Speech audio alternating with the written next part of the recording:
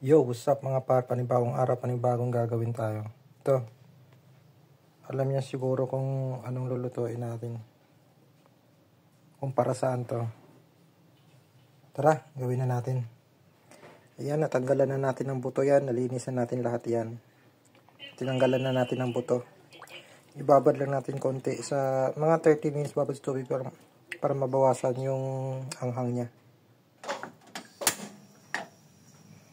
Yan, isasalang muna natin to pang ano lang. Half cook lang natin para may pagprito, lutong-luto. Isalang na natin to.